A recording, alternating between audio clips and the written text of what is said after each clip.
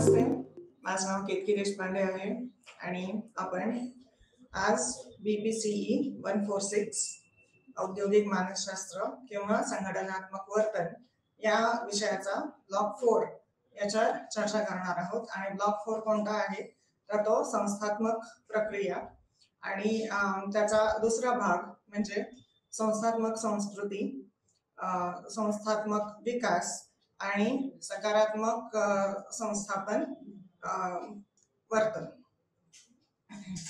हे तीन आपण आज या विषयांवर चर्चा करणार आहोत. तर पहिलं म्हणजे आपण बोलणार आहोत किंवा चर्चा करणार आहोत ते म्हणजे संस्थात्मक संस्कृती. तर ऑर्गनायझेशनल किंवा संस्थात्मक कल्चर संस्कृती, संस्थात्मक संस्कृतीला ऑर्गनायझेशनल कल्चर असं म्हटलेलं आहे. तर ऑर्गनायझेशनल कल्चरला कॉर्पोरेट कल्चर असे देखील म्हटलेले आहे. मूल्ये, निकष, विश्वास, वृत्ती आणि गृहीतकांचा नमुना म्हणून त्याची व्याख्या केली गेली आहे, जी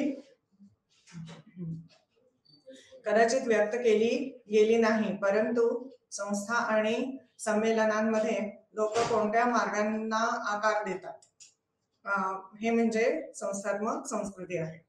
गोष्टी कशा केल्या जातात आणि एखाद्या संस्थेतील कर्मचारी एकमेकांशी कसा संवाद साधतात हे तिच्या संस्कृतीचे प्रतिबिंब असते. संस्कृती ही अनौपचारिक नियमांची एक प्रणाली आहे जी बहुतेक वेळा लोकांनी कसे वागावे हे स्पष्ट करते. अनौपचारिक म्हणजे अशी ती कुठे लिहिलेली नाहीये किंवा खास मुद्दामून सांगितली गेलेली नाहीये. तर अनौपचारिक नियमांची एक प्रणाली आहे जी बहुतेक वेळा लोकांनी कसे वागावे हे स्पष्ट करते आणि ते म्हणजे संस्कृती.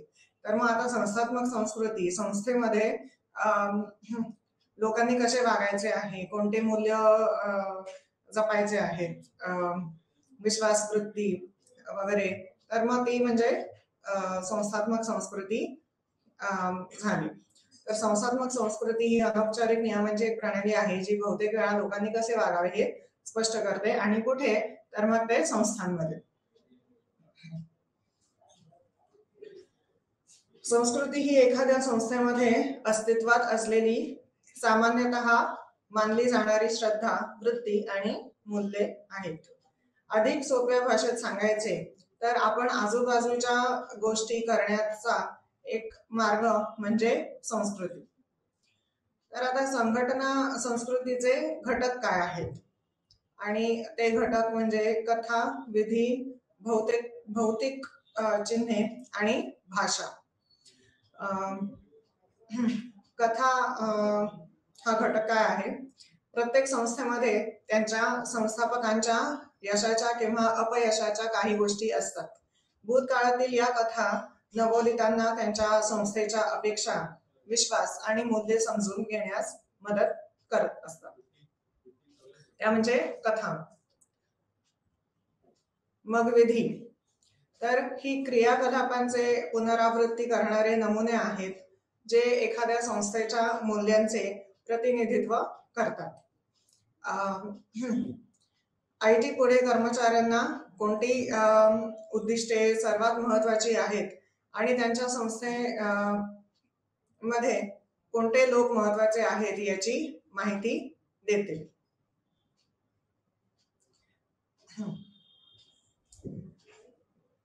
विधी पुढे कर्मचाऱ्यांना कोणती उद्दिष्टे सर्वात महत्वाची आहेत आणि त्यांच्या संस्थेमध्ये कोणते लोक महत्वाचे आहेत याची माहिती देते. भौतिक चिन्हे हे एखाद्या संस्थात्मक संस्कृतीचे भौतिक किंवा दृश्यमान पैलू आहेत जे आपल्याला दिसू शकतात सहजी. ते महत्वाच्या असलेल्या कर्मचाऱ्यांना समतावादाची पदवी, उच्च व्यवस्थापनाच्या इच्छा आणि वर्तनाच्या प्रकारांबद्दल सांगतात जे याप्रमाणे योग्य आहेत. म्हणजे कोणते कर्मचारी महत्वाचे आहेत आणि त्यांचं वर्तन कसं आहे किंवा कोणत्या वस्तू आहेत जे त्यांच्या वर्तनाला संस्थाला उपयुक्त ठरेल असं त्यांचं वर्तन करून देणाऱ्या वस्तू जे आहेत ते म्हणजे साधारणपणे एक शाळा म्हटलं की तिकडे विद्यार्थ्यांनी बसायला बाक असतात, शाळा किंवा कॉलेज म्हटलं तरी तरी म्हणजे बाक असतात. मग शिक्षकाने कुठे उभे राहायचं आहे, फळ्याजवळच शिक्षक उभा राहतो, तर मग तो फळा वगैरे असतो. आणि तर मग त्याप्रमाणेच ते महत्वाच्या असलेल्या कर्मचाऱ्यांना समतावादाची पदवी, उच्च व्यवस्थापनाच्या इच्छा आणि वर्तनाच्या प्रकारांबद्दल सांगतात, जे याप्रमाणे योग्य आहेत. म्हणजे साधारणपणे भौतिक चिन्हे जे असतात ते संस्थात्मक किंवा संस्थेची संस्कृती जी जे दाखवतात ते म्हणजे भौतिक चिन्हे असतात. आणि मग व्यवस्थापनाची इच्छा आणि वर्तनाच्या प्रकारांबद्दल सांगतात, जे याप्रमाणे योग्य आहेत. कशाच्या प्रमाणे योग्य आहेत, तर मग ते जोखीम घेणे, पुराणमतवादी, अधिकारवादी, सहभागी, वैयक्तिक किंवा सामाजिक. रिस्क टेकिंग, जोखीम घेणे, पुराणमतवादी म्हणजे थोडस एक असं ऑर्थोडॉक्स किंवा जुन्या पद्धतीने ट्रेडिशनल म्हणता येईल त्याला. पुराणमतवादी, अधिकारवादी, सहभागी, पार्टिसिपेटिव्ह, वैयक्तिक, पर्सनल किंवा सामाजिक, सोशल. मग भाषा, संस्थेच्या सांस्कृतिक अपेक्षा ओळखण्यात ती महत्वाची भूमिका बजावते. काय, तर ती भाषा. प्रत्येक संस्थेमध्ये विशिष्ट अटी, उपकरणे, अधिकारी, प्रमुख व्यक्ती, पुरवठादार, ग्राहक किंवा व्यवसायाशी संबंधित उत्पादनांचे वर्णन करतात. प्रथम, नवीन कर्मचाऱ्यांना या नवीन अटी जबरदस्त वाटू शकतात, परंतु सामान्य भाषेचा वापर संस्थेच्या सदस्यांना एकत्र आणण्यास मदत करतो. म्हणजे नवीन कर्मचाऱ्यांना त्याची सवय होऊ शकते. त्यांना एक संस्था आवडली, नवीन कर्मचाऱ्यांना त्यांची नवीन संस्था आवडली जिथे ते काम करतायत, तर मग त्या संस्थेमध्ये भाषा वापरली जाते, तर मग त्यांना सुरुवातीला ती नवीन वाटेल, पण नंतर त्यांना त्याची सवय होऊन जाते.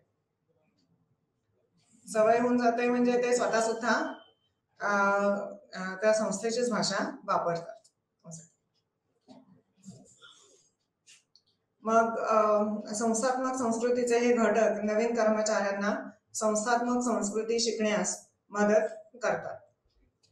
संस्थात्मक संस्कृतीचे मूल्यांकन करण्याच्या पद्धती काय आहेत, तर संस्थात्मक संस्कृती यादी, हॅरिसनची संस्थात्मक विचारसरणी प्रश्नावली, कॉर्पोरेट संस्कृती प्रश्नावली, क्वेश्चनर म्हणता येईल, प्रश्नावली क्वेश्चनर, विचारसरणी एक ॲटिट्यूड किंवा दृष्टिकोन, हॅरिसनची संस्थात्मक ऑर्गनायझेशनल ॲटिट्यूड प्रश्नावली, कॉर्पोरेट संस्कृती प्रश्नावली, मुख्य कर्मचाऱ्यांचे मत प्रश्नावली, गृहनिर्माण संस्था आणि गृहनिर्माण संस्था. तर बघू आता याच्यावर हे पण आपण चर्चा करणार आहोत याची. तर संस्थात्मक संस्कृतीचं मूल्यांकन करण्याच्या पद्धती, ऑर्गनायझेशनल कल्चर इन्व्हेंटरी ही 1987 मध्ये कुक आणि लॅफर्टी द्वारे उद्भवली गेलेली आहे. ही प्रश्नावली 4 अभिमुखतेशी संबंधित आहे आणि ते अभिमुख कोणते आहेत, तर मग ती शक्ती, भूमिका, कार्य आणि स्व. शक्ती म्हणजे पॉवर म्हणता येईल, भूमिका रोल, कार्य फंक्शन्स आणि सेल्फ किंवा सेल्फ स्किल्स असो. 130 वस्तूंचा समावेश आहे. 120 वस्तूंचा म्हटल्यावर म्हणजे इन्व्हेंटरी आहे ती, आणि 130 प्रश्न आहेत असं म्हणता येईल. अंतर्गत सुसंगता, श्रेणी, सुसंगता, रिलायबिलिटी असं म्हणता येईल. म्हणजे ती ही प्रश्नावली 6 महिन्यानंतर दिली कोणत्याही व्यक्तीला, म्हणजे एकाच व्यक्तीला 2 वेळा दिली 6 महिन्यांच्या काळानंतर, तर साधारणपणे त्या व्यक्तीचे गुण या प्रश्नावलीमध्ये साधारण सारखेच येतील. गुण म्हणण्यापेक्षा हा गुणच म्हणता येईल. तर मग अंतर्गत सुसंगता श्रेणी काय आहे ऑर्गनायझेशनल कल्चर इन्व्हेंटरीची, 0.67 आणि 0.92, म्हणजे या रेंजमध्ये ती आहे. साधारणपणे चांगली इन्व्हेंटरी आहे कोणत्या संस्थात्मक संस्कृती जाणून घेणारी कोणत्याही संस्थेची ऑर्गनायझेशनल कल्चर इन्व्हेंटरी. मग दुसरी आहे हॅरिसनची संघटनात्मक विचारसरणी प्रश्नावली, आणि हे 1975 मध्ये उद्भवली हॅरिसनने. कर्मशक्ती, भूमिका, कार्य आणि व्यक्ती यांच्याकडे अभिमुखतेची अटींमध्ये संस्थेच्या विचारसरणीचे मूल्यांकन करते. म्हणजे संस्थेच्या विचारसरणीचे मूल्यांकन या 4 अटींमध्ये केले जाते किंवा अभिमुख अटींमध्ये केले जाते. शक्ती, पॉवर, भूमिका, रोल्स, कार्य, फंक्शन्स आणि व्यक्ती इंडिव्हिज्युअल्स. हॅरिसनची संघटनात्मक विचारसरणी प्रश्नावली. मग हॅरिसनची संघटनात्मक विचारसरणी म्हणजे अजून त्याच्याबद्दलच आपण चर्चा करतोय. तर केवळ 15 बाबींचा समावेश आहे. प्रत्येक म्हणजे प्रश्न साधारणपणे प्रत्येक आयटम मध्ये 4 विधानांना ते कसे प्रतिनिधित्व करतात यानुसार प्रतिसादकांची रँक आहे. आणि ते 4 विधाने कोणते आहेत, तर ती संस्था, प्रतिसादकर्त्यांची स्वतःची वृत्ती आणि विश्वास. मग आहे कॉर्पोरेट संस्कृती प्रश्नावली. वॉकर, सायमन आणि डेव्हिस यांनी 1996 मध्ये तयार केलेली आहे. ही संस्थात्मक संस्कृतीचे 4 प्रमुख क्षेत्रे उपाय काय आहेत, तर IT संस्थात्मक संस्कृतीचा 4 मुख्य क्षेत्रे मोजते, आणि ते कार्यप्रदर्शन, जे एफिशियन्सी असं म्हणता येईल, मानवी संसाधने, पर्सनल रिसोर्सेस, निर्णय घेणे, डिसिजन मेकिंग, आणि संबंध, इंटरपर्सनल रिलेशनशिप्स किंवा रिलेशनशिप. आता कर्मचारी आणि संस्था असं पण असू शकतं, मग काही कर्मचारी वगैरे वगैरे, साहेब आणि कर्मचारी यांचे संबंध असं. कार्यप्रदर्शन, एफिशियन्सी, मानवी संसाधने, पर्सनल किंवा ह्युमन रिसोर्सेस, मानवी संसाधने, ह्युमन रिसोर्सेस, निर्णय घेणे, डिसिजन मेकिंग, आणि संबंध, रिलेशन्स. ते 2 आवृत्त्यांमध्ये उपलब्ध आहे. 126 आयटम किंवा प्रश्नांची दीर्घ आवृत्ती आणि 69 आयटमची किंवा प्रश्नांची लहान आवृत्ती. ते 5 पॉइंट लिकर्ट स्केल वापरते. आता लिकर्ट स्केल म्हणजे काय आहे, तर मग आता मला शिक्षक बनायला आवडेल असं जर का मी म्हटलं, आणि कितपत आवडेल शिक्षक बनायला, तर मग ते 1, 2, 3, 4, 5 असे 5 अंक दिले जातील. एक लाईन असेल आणि त्याच्यावर हे 5 अंक दिलेले असणार आहेत. आणि मला कितपत शिक्षक बनायला आवडेल हे जर का सर्वात कमी असेल, तर मग मी एक अंकाला सर्कल करेल किंवा हायलाइट करेल. आणि अगदी म्हणजे फारच इच्छा आहे मला, थोडीफार जशी कशी असेल, तर मग ते 3 आकडा असेल तो. आणि म्हणजे शिक्षकच बनायला पाहिजे असं जर का मला वाटत असेल, तर मग मी 5 आकड्याला एनसर्कल करेल, गोल करेल, टिक करेल. तर ती म्हणजे 5 पॉइंट लिकर्ट स्केल वापरली जाते. आता ही लिकर्ट स्केल जी असते ती 5 पॉइंट असू शकते किंवा मग 3 पॉइंट असू शकते, 7 पॉइंट असू शकते, 9 पॉइंट असू शकते. ते आता कोण लिकर्ट स्केल वापरत आहे त्याचं कारण काय आहे लिकर्ट स्केल वापरायचं आणि संशोधनाचं कारण काय आहे, म्हणजे कशाला संशोधन करतोय आपण, काय करतोय, हे सगळं ह्याच्यावरच ठरवलं जाईल म्हणजे की लिकर्ट स्केल किती पॉइंटची वापरायची. तर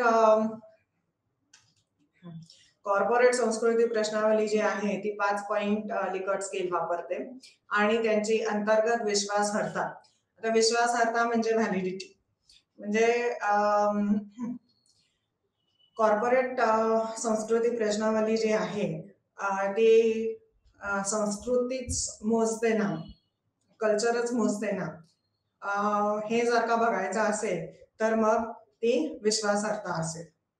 तर मग ती विश्वासार्हता .72 ते .89 अशी आहे. म्हणजे बऱ्यापैकी कॉर्पोरेट संस्कृती प्रश्नावली बऱ्यापैकी विश्वासार्हता आहे, विश्वास आपण ठेवू शकतो आणि त्याप्रमाणे ही कोणत्याही कॉर्पोरेटमध्ये देता येईल जेणेकरून त्याची संस्कृती मोजली, म्हणजे संस्कृती कळेल त्या कोणत्याही संस्थेची किंवा कॉर्पोरेटची.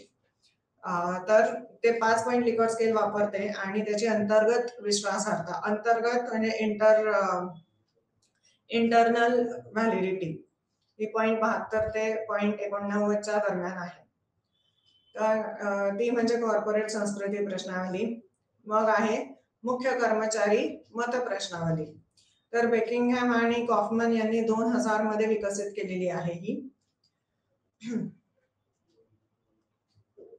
आणि या 13 वस्तूंचा समावेश आहे, 13 वस्तू किंवा 13 प्रश्नांचा समावेश आहे. प्रश्नावली म्हणजे क्वेश्चनर.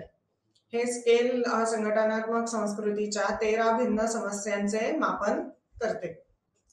ते मुद्दे कोणते आहेत तर एकूणच समाधान, लाईफ सॅटिस्फॅक्शन, अपेक्षांचे आकलन, एक्सपेक्टेशन्स, अंडरस्टँडिंग एक्सपेक्टेशन्स. अपेक्षा, एक्सपेक्टेशन्स आणि आकलन म्हणजे अंडरस्टँडिंग. तर अपेक्षांचे आकलन, एकूणच समाधान, लाईफ सॅटिस्फॅक्शन, अपेक्षांचे आकलन, आवश्यक पुनर्रचनांमध्ये प्रवेश करणे.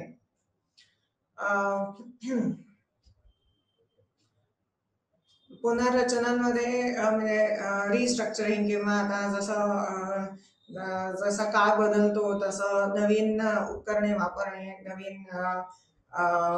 नवीन संस्कृतीचे घटक सामावून घेणे आणि ते सामावून घेतल्यानंतर कोणत्याही संस्थेला त्याची उपयुक्तपणा काय असेल तर आवश्यक पुनर्रचनांमध्ये प्रवेश करणे.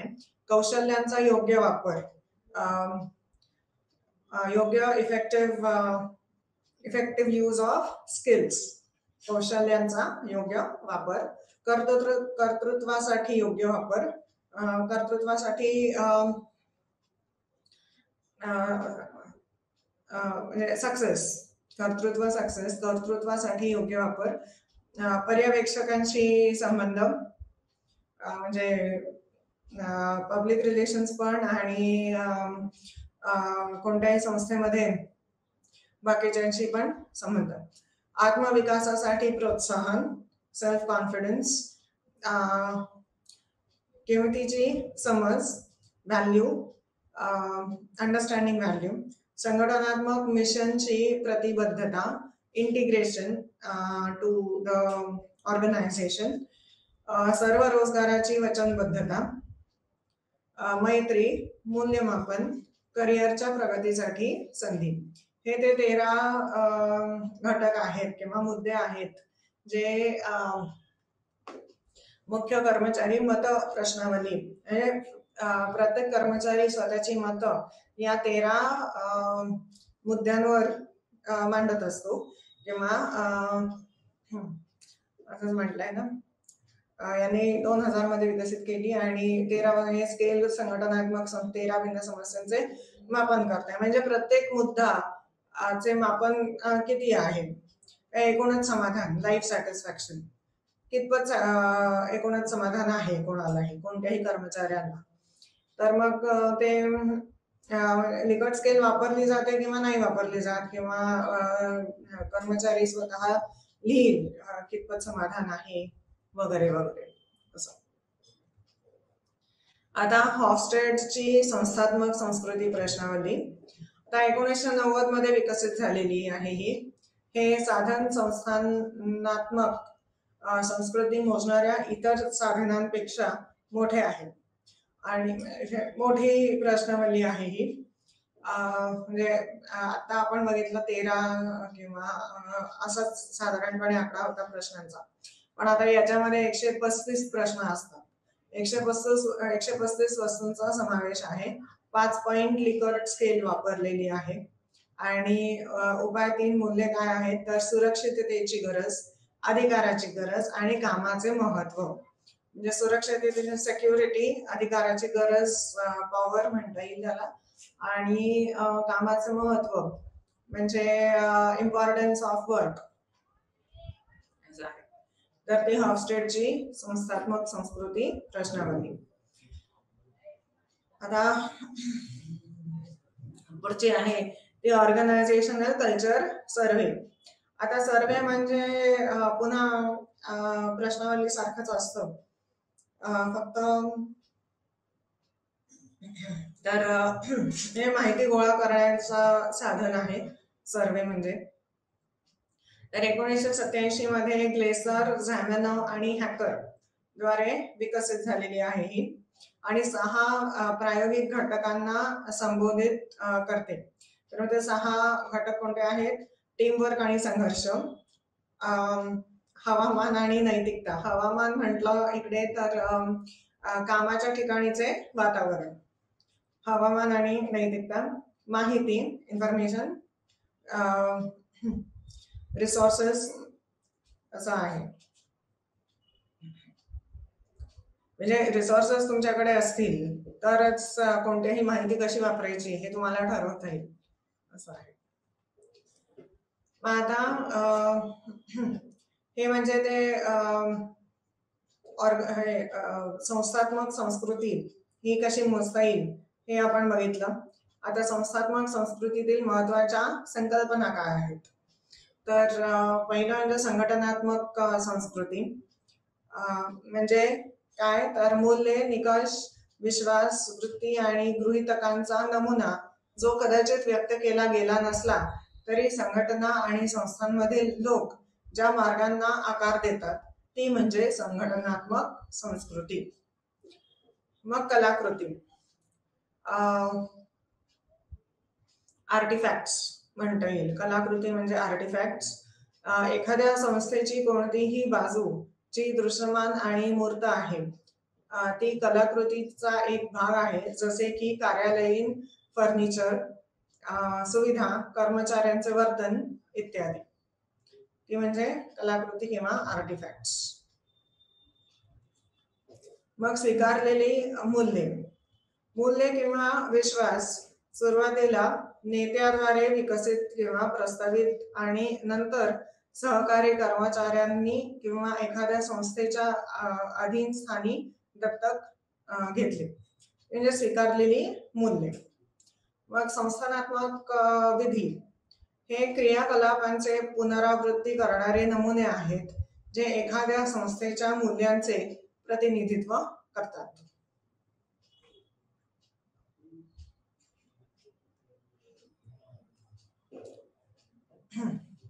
तर मग ते म्हणजे संस्थात्मक संस्कृती आपण त्याच्याबद्दल चर्चा केली आता. आणि आता आपण संघटनात्मक विकास किंवा ऑर्गनायझेशनल डेव्हलपमेंट याच्यावर चर्चा करणार आहोत.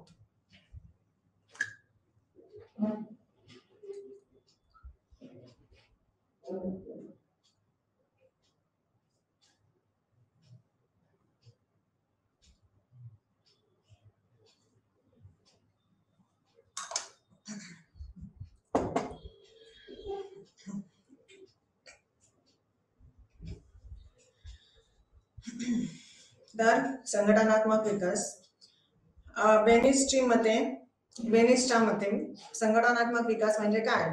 तर बेनिस म्हणतात संघटनात्मक विकास हा कोणत्याही बदलाला प्रतिसाद आहे आणि एक अत्याधुनिक शिक्षित धोरण आहे जे संस्थेच्या सभेत आयोजित केलेल्या विश्वास, मूल्ये आणि संरचना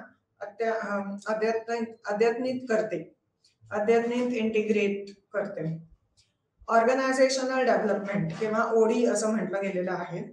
ही डेटा संकलन, कलेक्शन, निदान, अनालिसिस, कृती नियोजन, म्हणजे कोणीही वर्तन कसं करायचे आहे संस्थामध्ये, कृती नियोजन, हस्तक्षेप आणि बदल आणि परिणामांचे मूल्यमापन करण्याची प्रक्रिया आहे. मी आताच म्हटलं की कृती नियोजन, तर मग बदल असतो आणि विकास पण म्हणजे बदल आणि विकास साधारणपणे एकत्रच जात असतात. तर मग बदल पण आहे आणि विकास, त्या बदलातून विकास करायचा आहे आपल्याला किंवा कोणत्याही संस्थेला. तर म्हणून मग विकास करण्यासाठी किंवा तो बदल घडवून आणण्यासाठी कृती कोणती केली पाहिजे, ते म्हणजे कृती नियोजन. हस्तक्षेप आणि म्हणजे कृती नियोजन हे संस्थाच्या संदर्भात कृती नियोजन होईल, पण ते जर का एका विद्यार्थ्याला जर का कृती नियोजन करायचं असेल तर आपल्याला किती गुण मिळवायचे आहेत या वर्षी किंवा या परीक्षेमध्ये, आणि त्याप्रमाणे मी अभ्यास कसा केला पाहिजे, अभ्यास किती केला पाहिजे, हे म्हणजे ते त्या विद्यार्थी स्वतःचे कृती नियोजन ठरवत असते.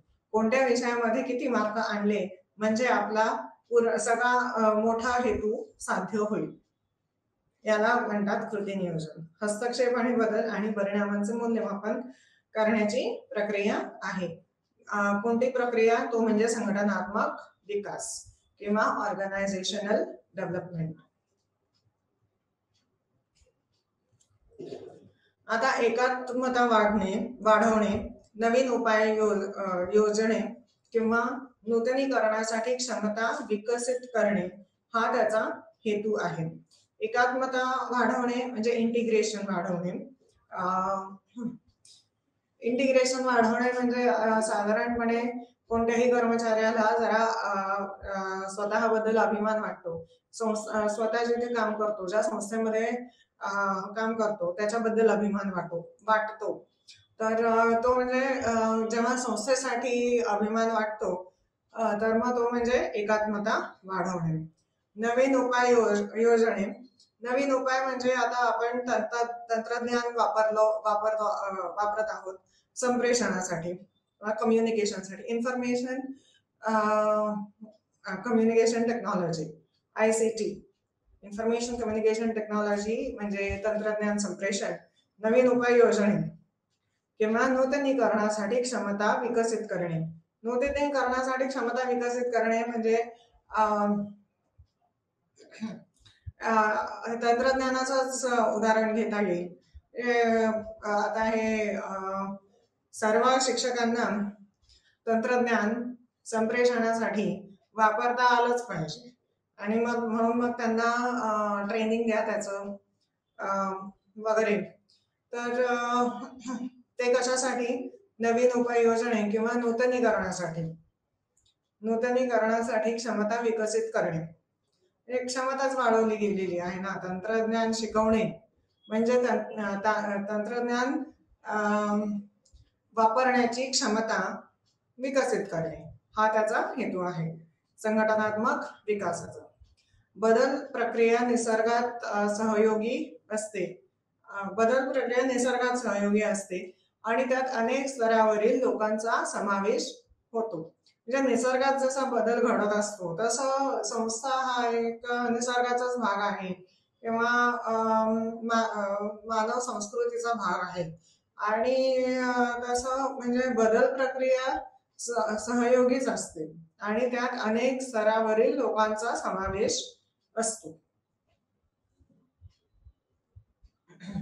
अनेक स्तरावरील लोकांचा समावेश असतो म्हणजे आता संस्था जर का म्हटली किंवा कामाचं ठिकाण कॉर्पोरेट वगैरे, तर तिकडे व्यवस्थापनाच्या वेगवेगळ्या पातळ्या असतात.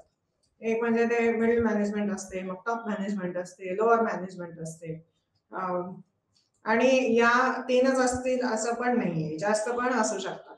तर बदल प्रक्रिया निसर्गात सहयोगी असते, ती असतेच. बदल हा असतोच, घडतच असतो. सतत घडत असतो. जे खात्रीशीर आहे ते म्हणजे बदल आहे. तर बदल प्रक्रिया निसर्गात सहयोगी असते आणि त्यात अनेक स्तरावरील लोकांचा समावेश होतो.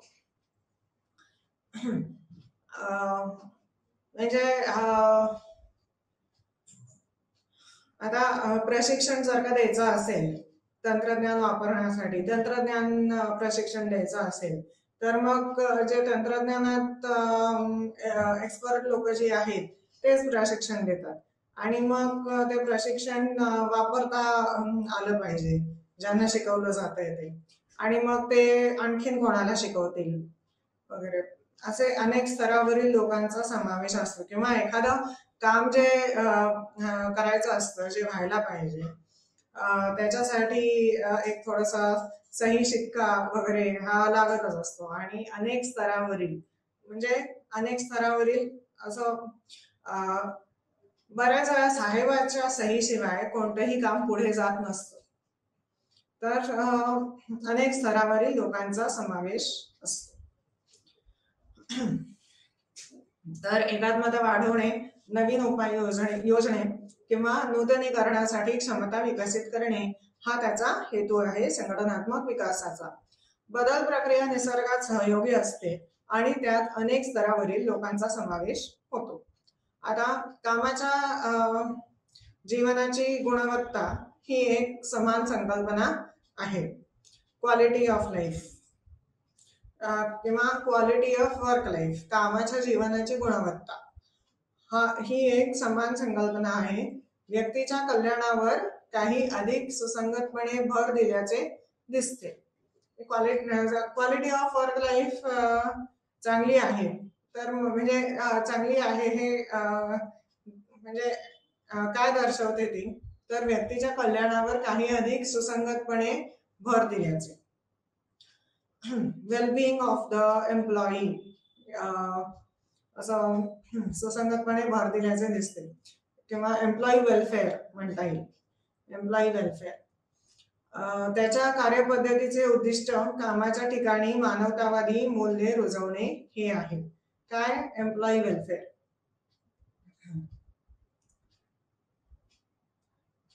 आणि म्हणजे तशी बरीच जुनी संकल्पना आहे, पण ती म्हणजे कॉर्पोरेट सोशल रिस्पॉन्सिबिलिटी. म्हणजे फक्त एम्प्लॉईज किंवा कर्मचारीच असायला पाहिजे असं काही नाहीये. कोणतीही संस्था आहे तर त्या संस्थेला समाजाशी कोणतीही संस्था समाजाची ऋणी आहे, कारण ती समाजातच स्वतःचे कार्य करू शकते. आणि मग त्याप्रमाणे जे कॉर्पोरेट सोशल रिस्पॉन्सिबिलिटी असल्याने कदाचित एम्प्लॉई वेलफेअर पण म्हणजे व्यक्तीच्या कल्याणावर एम्प्लॉई वेलफेअर पण हे दोन्ही एकत्रितपणे चालू शकतात असं आहे. तर व्यक्तीच्या कल्याणावर काही अधिक सुसंगतपणे भर दिल्याचे दिसते. त्याच्या कार्यपद्धतीचे उद्दिष्टे कामाच्या ठिकाणी मानवतावादी मूल्ये रुजवणे हे आहे. मग आता कोणत्याही परिस्थितीत ओडी प्रॅक्टिशनर्सना ऑर्गनायझेशनल डेव्हलपमेंट किंवा संघटनात्मक विकास प्रॅक्टिशनर्स जे प्रॅक्टिस करतात ते, जे त्यांच्या वर्तनात संघटनात्मक विकास आणत असतात, ते प्रॅक्टिशनर्सला बदलाच्या प्रतिकारावर मात करण्याच्या समस्येचा सामना करावा लागतो. बदल म्हटला तर बदलाला थोडाफार म्हणजे प्रतिकार होणारच असा आहे. आणि तो प्रतिकार वैयक्तिक असू शकतो, गट प्रतिकार पण असू शकतो, किंवा संस्थात्मक स्रोतांकडून सुद्धा असू शकतो. किंवा हे तिन्ही एकत्र पण असू शकतात. या तिन्हीकडून सुद्धा प्रतिकार असू शकतो. आणि प्रतिकार म्हणजे साधारणपणे कोणत्याही मनुष्याला काय पाहिजे असते, तर ती सिक्युरिटी पाहिजे असते.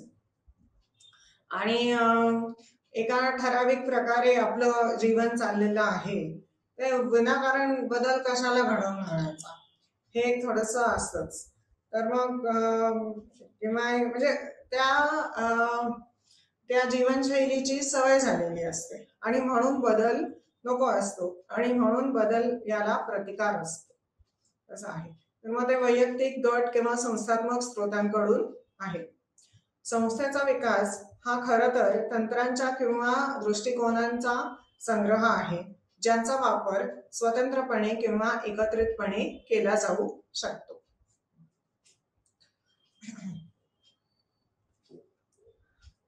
आता संस्थात्मक विकासाचे मार्ग किंवा तंत्रे काय आहेत? उद्दिष्टांद्वारे व्यवस्थापन, जे MBO, त्याला मॅनेजमेंट बाय ऑब्जेक्टिव्ह असं म्हटलं गेलेलं आहे. ऑब्जेक्टिव्ह उद्दिष्ट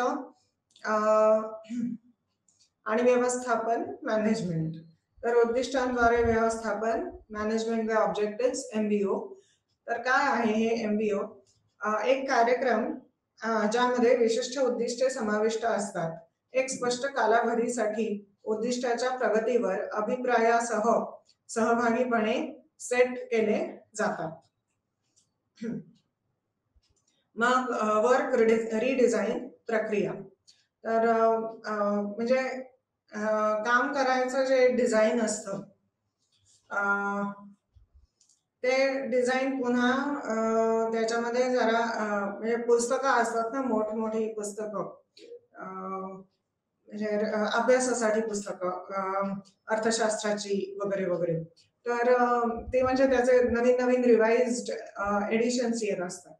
आणि तर मग रिवाइज्ड एडिशन्स काय येतात, ते म्हणजे सध्याच्या काळाप्रमाणे ते एडिशन्स केले जातात. तसंच ते संस्थात्मक विकास या प्रक्रियेला किंवा याचा संस्थात्मक विकासाचा कार्य काय आहे, तर मग ते चांगला बदल घडवून आणणे. आणि मग त्याप्रमाणे वर्क रिडिझाईन प्रक्रिया, जे आता वर्क रिडिझाईन हे एक प्रेरक तंत्र आहे, ज्यामध्ये नोकरीचे वर्णन पुन्हा लिहिणे आणि कामाचे स्वरूप बदलणे समाविष्ट आहे, जेणेकरून उच्च स्तरावर काम केले जाईल. याच्यामध्ये, या वाक्यामध्ये सगळं आलं की कामाचे स्वरूप बदलणे. म्हणजे आता आधी ते टाईप करायचं म्हटलं तर टाईप रायटर वगैरे होते, पण आता म्हणजे आपल्याला इकडे गुगलवर सर्च केलं की लगेचच PDF असतं, किंवा मग PDF मध्ये बदलता येतं, कन्व्हर्ट करता येतं आणि प्रिंटआउटच घेता येतो डायरेक्ट. टाईप रायटरची आता गरजच नाही राहिलेली, असं झालेलं आहे. तर वर्क रिडिझाईन एक प्रेरक तंत्र आहे, ज्यामध्ये नोकरीचे वर्णन पुन्हा लिहिणे, कामाचं स्वरूपच बदलते, असं आहे. कामाचं स्वरूप बदलते, कोणाला प्रमोशन मिळतं, म्हणजे आणि आता जर का म्हटलं तर लहान लहान मुलांना सुद्धा, KGच्या मुलांना सुद्धा जे वर्ग होते ते सगळे ऑनलाईनच होते. ते शिकणं आणि शिकवणं याचे स्वरूपच बदललेले आहे. तर शिक्षकांसाठी नोकरीचे वर्णन पुन्हा लिहिणे. तर आता शिक्षक म्हणतात की आम्हाला तंत्रज्ञान संप्रेषणच वापरावे लागते किंवा आम्ही तेच वापरतो. तर नोकरीचे वर्णन पुन्हा लिहिणे आणि कामाचे स्वरूप बदलणे. कामाचं स्वरूपच म्हणजे वर्क फ्रॉम होम तर आता खूपच म्हणजे त्याला मागणी पण आता केली गेलेली आहे भरपूर. तर आणि एक थोडाफार तसा विचार करायला हरकत नाहीये की वर्क फ्रॉम होम काही म्हणजे काही मर्यादेमध्ये एक चांगली गोष्ट पण आहे. कारण रस्त्यावर जे ट्रॅफिक जॅम्स व्हायचे आणि विनाकारणच वेळ पण जायचा लोकांची एनर्जी किंवा ऊर्जा पण जायची, वेळ घालवत बसणं वगैरे, कामाचे स्वरूप बदलणे समाविष्ट आहे, जेणेकरून उच्च स्तरावर काम केले जाईल. आणि हे तंत्रज्ञान संप्रेषणामुळे म्हणजे पृथ्वी हे एक ग्लोबल विलेज झालेलं आहे असं म्हटलं गेलेलं आहे.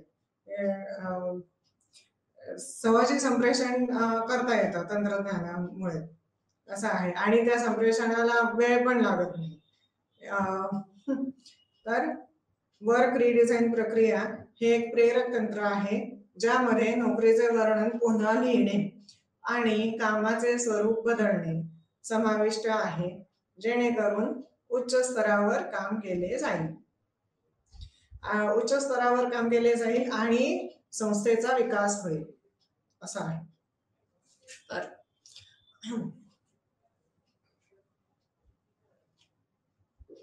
म्हणजे आधी शाळेमध्ये किंवा कॉलेजमध्ये वगैरे असा नियम असायचा की विद्यार्थ्यांनी मोबाईल फोन्स जवळ ठेवायचे नाहीत, आणि ठीक आहे म्हणजे ते जवळ ठेवायला लागले, पण वर्ग चालू असताना, शिक्षक बोलत असताना, शिक्षक शिकवत असताना ते वापरायचे नाहीत वगैरे वगैरे असं एक थोडस समज होतं. पण आता शाळाच मोबाईल मध्ये आली असं झालेलं आहे. तर मध्ये नोकरीचे वर्णन पुन्हा लिहिणे आणि कामाचे स्वरूप बदलणे समाविष्ट आहे. उच्च स्तरावर काम केले जाईल आणि संस्थेला उपयुक्त होईल, ते संस्थेचा विकास होईल.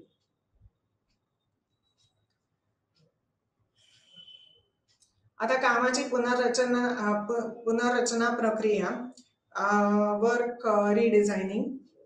तर जॉब एनरिचमेंट म्हणजे वेगवेगळे घटक वाढवले जातात, आणि म्हणजे इकडे आपण बघितलं वर्क रिडिझाईन प्रक्रिया. वर्क रिडिझाईन प्रक्रियाचे तीन हे आहेत, तीन घटक आहेत किंवा तीन पायऱ्यांमध्ये ते केलं जातं, किंवा तीन पद्धती आहेत. वर्क रिडिझाईन, कामाची पुनर्रचना प्रक्रिया. जॉब एनरिचमेंट, तर मग जॉब एनरिचमेंट म्हणजे वेगवेगळे घटक वाढवले जातात कामाच्या पुनर्रचनेमध्ये, म्हणजे कामाच्या रचनेमध्ये. म्हणजे आता जर का म्हटलं तर प्रत्येक विद्यार्थ्याकडे, प्रत्येक शिक्षकाकडे मोबाईल आणि लॅपटॉप असं हे दोन्ही असायलाच पाहिजे असं आहे. त्यामध्ये जॉब एनरिचमेंट, नोकऱ्यांचा उभ्या विस्तार, पदवी वाढवणे, ज्यामध्ये कर्मचारी तिच्या किंवा त्याच्या कामाचे नियोजन, अंमलबजावणी आणि मूल्यमापन नियंत्रित करतो, ते म्हणजे जॉब एनरिचमेंट असं आहे. मग दुसरा आहे पर्यायी कामाचे वेळापत्रक. कामाच्या पुनर्रचनेचा एक प्रकार ज्यामध्ये कामाचा स्केड्यूल केलेल्या तासांमध्ये समायोजन समाविष्ट आहे. पर्यायी कामाचे वेळापत्रक म्हणजे एकच व्यक्ती आहे पण ती म्हणजे 2 किंवा 3 काम करू शकते. तर कामाच्या पुनर्रचनेचा एक प्रकार ज्यामध्ये कामाचा स्केड्यूल केलेल्या तासांमध्ये समायोजन समाविष्ट आहे. मग हे नाही करायला जमलं तर हे असं, हे साधारणपणे एक हे संस्थेच्या संदर्भात पर्यायी कामाचे वेळापत्रक. पण जर का विद्यार्थ्यांच्या संदर्भात जर का बघितलं तर शाळा सुटली आणि विद्यार्थी म्हणजे जवळजवळ खेळायला जातात, किंवा संध्याकाळ म्हटलं की खेळणं आलं, किंवा आपले जे छंद असतात, जे आपण काम पण करत असतो आणि आपल्याला आपले छंद पण जोपासता येतात. तर मग पर्यायी कामाचे वेळापत्रक असं आहे. म्हणजे जर का सगळं काम झालं असेल, जे आपण नियोजन केलं ते झालं असेल आणि आपल्याला मोकळा वेळ मिळाला असेल, तर आपण म्हणजे पुढच्या कामाची तयारी करू शकतो, किंवा मग बाकी कोणता छंद आपल्याला जोपासता येईल ते पण बघता येईल. म्हणजे ते आता ठरवायचंय. तर मग पर्यायी कामाचे वेळापत्रक हेच की कामाच्या पुनर्रचनेचा एक प्रकार ज्यामध्ये कामाचे शेड्यूल केलेल्या तासांमध्ये समायोजन समाविष्ट आहे. मग स्कॅनलॉन योजना, तर ओडी किंवा संस्थात्मक विकास प्रॅक्टिशनरसाठी ती अतिशय आकर्षक झाली आहे, कारण त्याच्या मजबूत सहभागात्मक जोरामुळे. मजबूत सहभागात्मक पार्टिसिपेटिव्ह मॅनेजमेंट जोसेफ स्कॅनलॉन यांनी विकसित केलंय आणि म्हणून त्याला स्कॅनलॉन योजना असं म्हटलं गेलं. आता स्कॅनलॉन योजना त्याचे उपयोग काय आहेत? बोनस प्रणाली. स्कॅनलॉन योजनेमुळे बोनस प्रणाली तयार करता येते. सहभागांची संरचना, पार्टिसिपेटिव्ह मॅनेजमेंट असं म्हणता येईल. खर्च कमी करण्याच्या आणि उत्पादकता वाढवण्याच्या पद्धती निर्धारित करण्यात कर्मचाऱ्यांना सामील करून घेण्यासाठी संप्रेषण प्रणाली, कम्युनिकेशन सायकल असं म्हणता येईल. ती म्हणजे स्कॅनलॉन योजना. आणि टी ग्रुप म्हणजे काय?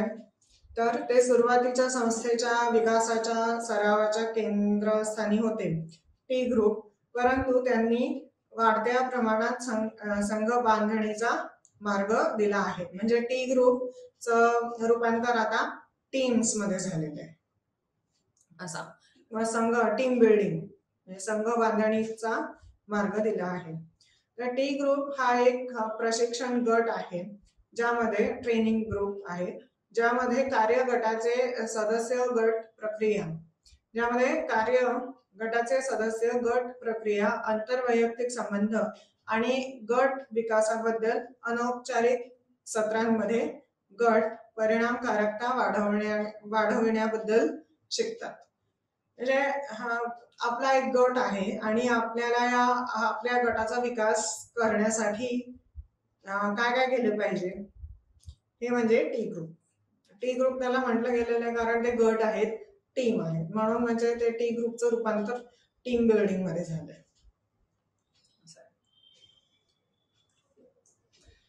मग सामाजिक तांत्रिक हस्तक्षेप,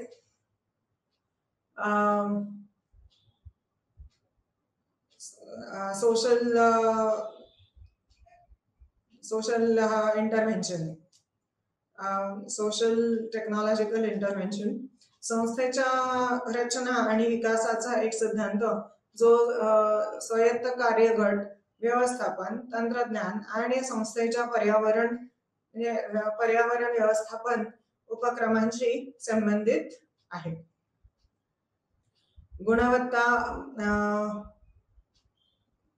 मॉडेल, पॉल जे वुल्फ यांनी विकसित गुणवत्ता मंडळे पॉल जे वुल्फ यांनी विकसित केलेले आहे. हा कर्मचाऱ्यांचा एक कार्यगट आहे जो त्यांच्या गुणवत्तेच्या समस्यांवर चर्चा करण्यासाठी, कारणांची तपासणी करण्यासाठी, उपायांची शिफारस करण्यासाठी आणि सुधारात्मक कृती करण्यासाठी नियमितपणे भेटतो.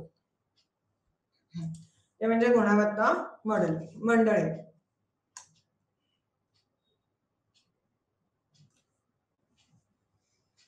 मग आता संस्थात्मक विकासाचे मार्गतंत्रे,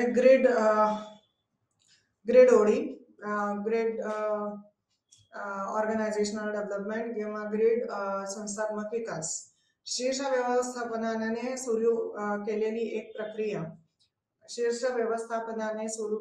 प्रक्रिया जी इंटरफेस, संघर्ष निराकरण मॉडेल आणि व्यवस्थापकीय ग्रीड संकल्पनेचा वापर करून संस्थेला त्यांच्या ओळखपत्राच्या जवळ नेण्यासाठी वापरते. आता सर्वेक्षण, अभिप्राय, दृष्टिकोन. सदस्यांच्या धारणांमधील विसंगती ओळखण्यासाठी प्रश्नावलीचा वापर. चर्चा खालीलप्रमाणे आणि उपाय सुचवले आहेत. आता संस्थात्मक विकास मध्ये महत्वाच्या संकल्पना, ऑर्गनायझेशनल डेव्हलपमेंट किंवा ओडी मध्ये महत्वाच्या संकल्पना. अनफ्रीजिंग, तर म्हणजे मागच्या भागात आपण बघितलं तर लेविनने ते 3 पायऱ्या दिलेल्या आहेत, 3 टप्पे दिलेले आहेत. अनफ्रीजिंग, बदल संक्रमण आणि रिफ्रीजिंग. बदल जर का घडवून आणायचा असेल, त्या बदलाद्वारे विकास व्हायचा असेल, तर मग हे 3 टप्पे आहेत त्याचे लेव्हिनच्या प्रमाणे. संघटनात्मक बदलाचा टप्पा ज्यामध्ये त्यांना टिकवून ठेवणारी शक्ती कमी करून कठोर पद्धती कमी करणे समाविष्ट आहे. बदल किंवा संक्रमण या टप्प्यात बदलाचा प्रत्यक्ष परिचय आणि अंमलबजावणी यांचा समावेश होतो. मग आहे रीफ्रीजिंग. तर हा अंतिम टप्पा आहे जिथे बदलाचे एजंट संस्थांमध्ये समाकलित केले जाणे आवश्यक आहे, म्हणजे इंटिग्रेशन म्हणता येईल.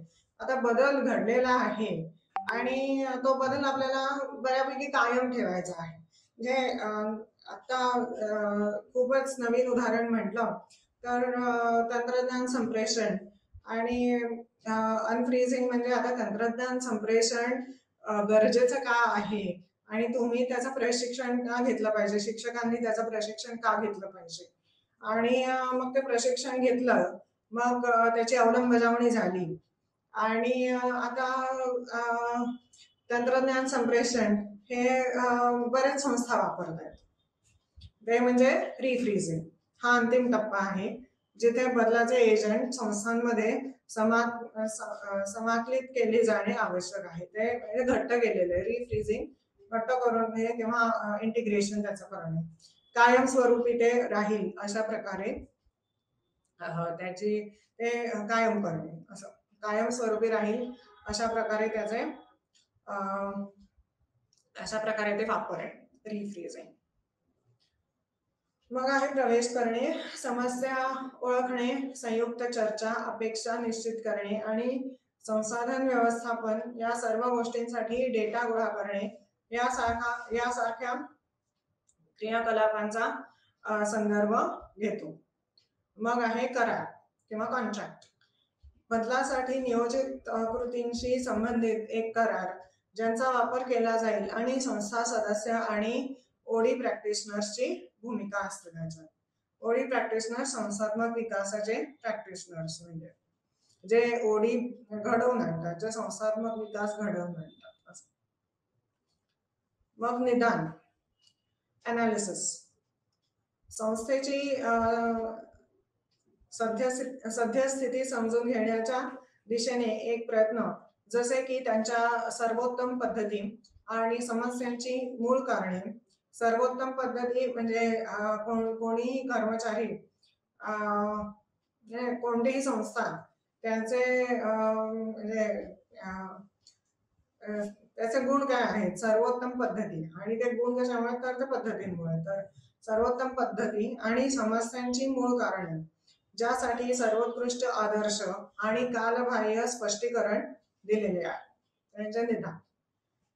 निदान म्हणजे काय, कशामुळे काय झाले असं आहे. मग आहे संघटना विकास हस्तक्षेप.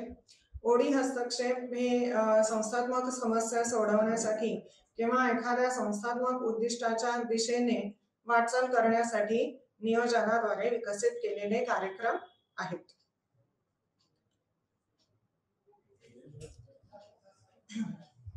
आता सकारात्मक संस्थात्मक वर्तन याला म्हणतात पॉझिटिव्ह ऑर्गनायझेशनल बिहेवियर.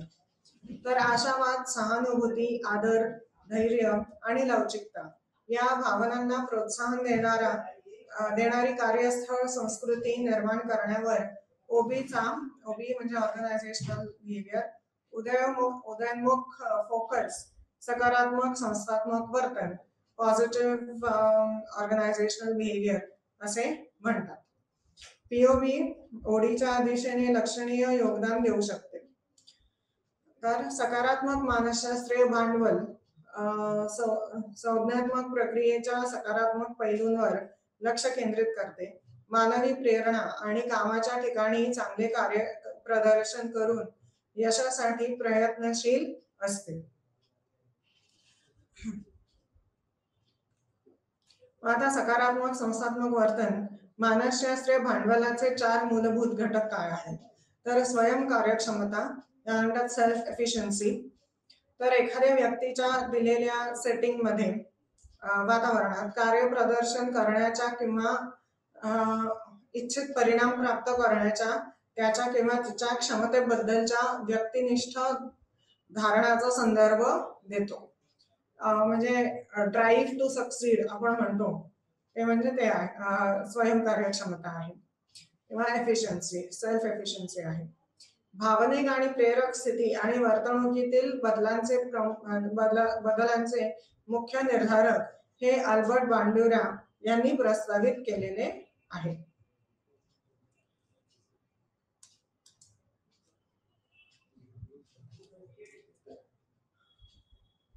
मग आता सायकोलॉजिकल कॅपिटलचे घटक, मानसशास्त्रीय भांडवल. कोणत्याही संस्थेमध्ये आपण कर्मचारी आहोत तर त्या संस्थेमध्ये आपण आपला विकास करण्यासाठी आणि आपल्याबरोबरच संस्थेचा विकास किंवा संस्थेबरोबर आपला विकास करण्यासाठी जे गरजेचे आहे ते म्हणजे भांडवल. मानसशास्त्रीय भांडवलाचे घटक, सायकोलॉजिकल कॅपिटलचे घटक. तर ते दुसरी आहे आशा. या अपेक्षेचा संदर्भ म्हणजे आशा ही अपेक्षेचा संदर्भ देते की एखाद्याला सकारात्मक अनुभव असेल किंवा संभाव्य धोक्याची किंवा नकारात्मक परिस्थिती भौतिकीकरण करणार नाही किंवा शेवटी परिणामकारक ठरेल, म्हणजे चांगला परिणाम होईल असं, शेवटी फायदेशीर ठरेल. म्हणजे ते इंग्लिशमध्ये म्हण आहे की ऑल दॅट एंड्स वेल, म्हणजे all is well that ends well. जे सगळं चांगलं आहे जर का शेवट चांगला असेल तर, असं आहे. ती म्हणजे आशा. म्हणजे आशामुळे आशा जर का असेल तर मग अशी वाक्य येतात किंवा अशा म्हणी येतात. मग आहे आशावाद. याला म्हणतात ऑप्टिमिझम. आशा म्हणजे हो, आशावाद म्हणजे ऑप्टिमिझम. चांगल्या गोष्टी घडतील आणि लोकांच्या इच्छा किंवा उद्दिष्टे शेवटी पूर्ण होतील अशा वृत्तीचा संदर्भ देतील, तो म्हणजे आशावाद. मग सहनशीलता, याला टॉलरन्स असं म्हणता येईल. ही किंवा रेसिलियन्स. फक्त टॉलरन्स किंवा सहनशीलता असं नाहीये.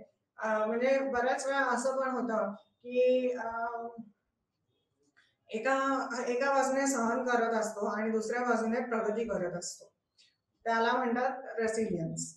तर मग सहनशीलता म्हणजे फक्त टॉलरन्स जेव्हा असेल तेव्हा आपण कार्य करत नसतो आपल्या वातावरणावर. म्हणजे आता हे लॉकडाऊनच्या याच्यामध्ये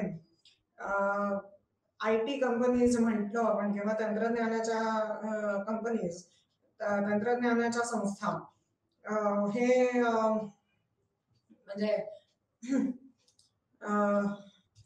यांना बऱ्याच गोष्टी तंत्रज्ञानाने साध्य करता आल्या. तर मग सहनशील किंवा रेसिलियन्स म्हणजे काय, तर ही प्रतिकूलता, आघात, शोकांतिका, धमक्या किंवा तणावाचे महत्वपूर्ण स्रोत असतानाही चांगल्या प्रकारे जुळवून घेण्याची प्रक्रिया आहे. आणि चांगल्या प्रकारे का जुळवून घेतात, कारण विकास करायचा आहे, असं आहे.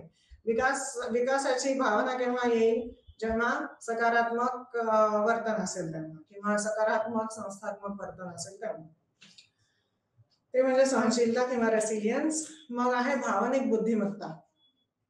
तर तुमच्या स्वतःच्या भावना व्यवस्थापित करण्याची आणि तुमच्या आजूबाजूच्या लोकांच्या भावना समजून घेण्याची ही क्षमता आहे. इमोशनल इंटेलिजन्स चे 5 प्रमुख घटक काय आहेत, तर ते स्वजागरूकता, स्वनियमन, प्रेरणा, सहानुभूती आणि सामाजिक कौशल्ये. सामाजिक कौशल्य म्हणजे तुम्ही सामाजिकरित्या बरेच कामं करू शकतात आणि करून आणू शकतात. मग आता कामाच्या ठिकाणी भावनिक बुद्धिमत्ता. उच्च भावनिक बुद्धिमत्ता असल्याने करिअरमध्ये अधिक यश मिळते. कर्मचारी कोणत्याही आव्हानात्मक परिस्थितीचा वापर करतात किंवा हाताळतात हे जाणून घेतल्याने संस्थात्मक सदस्यांना प्रभावी सुधारणा धोरणांवर लक्ष केंद्रित करण्यासाठी फायदा होऊ शकतो आणि त्यांना स्थिती कायम राखण्यासाठी प्रोत्साहित करू शकते. त्यामुळे संस्थांना यशस्वी ओढीकडे नेणारे सकारात्मक कार्य वातावरण तयार करण्यासाठी भावनिक बुद्धिमत्तेवर भर देणे आवश्यक आहे. आणि डॅनियल गोलमनने पुस्तक पण लिहिलेले आहे. भावनिक बुद्धिमत्ता ही बुद्धिमत्तेपेक्षा किंवा शालेय बुद्धिमत्तेपेक्षा महत्वाची का आहे, तर इंग्लिशमध्ये पुस्तक आहे, मराठीमध्ये कदाचित त्याचं ट्रान्सलेशन केलेलं असेल. तर व्हाय EQ इमोशनल इंटेलिजन्स किंवा emotional quotient matters more than IQ.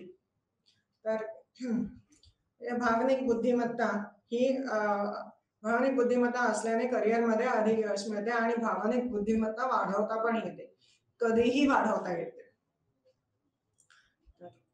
आणि याचे प्रशिक्षण वगैरे पण दिले जाते संस्थांमध्ये.